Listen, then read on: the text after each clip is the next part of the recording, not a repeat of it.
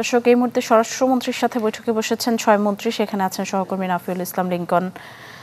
Lincoln, কি খবর আছে সেখানকার সবশেষ?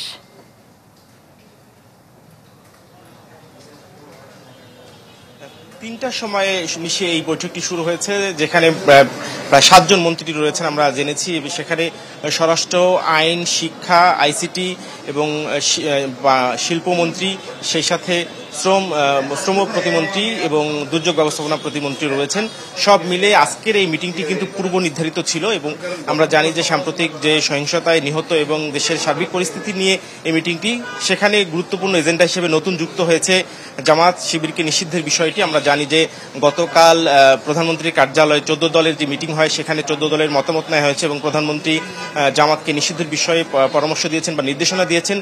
আজকে সকালে যখন আইনমন্ত্রী, দুপুরের আগে যখন আইনমন্ত্রী বললেন এই মিটিং প্রসঙ্গে, এবং এই আজকের মিটিংয়ে হয়তোবা অন্যান্য মন্ত্রীদের সিদ্ধান্তটি নেওয়া হবে, তারপরে নির্বাহী আদেশে জামাতকে নিষিদ্ধের বিষয়ে সর্বশেষ সিদ্ধান্ত হবে।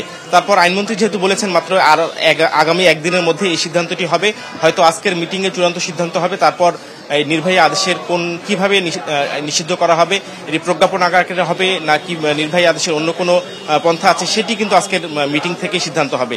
এছাড়া এই মিটিংয়ের অন্যতম এজেন্ডার মধ্যে রয়েছে শিক্ষা প্রতিষ্ঠান খোলার বিষয়ে আলোচনা। সেখানে হয়তো আইনমন্ত্রীর পাশাপাশি শিক্ষামন্ত্রী তার মতামত দিবেন যে দেশের এই পরিস্থিতিতে কবে নাগাদ কিভাবে শিক্ষা প্রতিষ্ঠান খুলবে।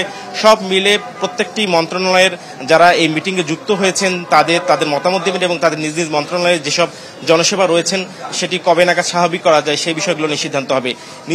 এই ছিল সচিবালয় থেকে স্বরাষ্ট্র মন্ত্রণালয়ের জামাত নিষিদ্ধের বিষয়ের মিটিংয়ের সর্বশেষ খবর। লিংকন, অনেক ধন্যবাদ আপনাকে। দর্শক, আমাদের সাথে যুক্ত হয়েছিলেন নাফিউল ইসলাম লিংকন।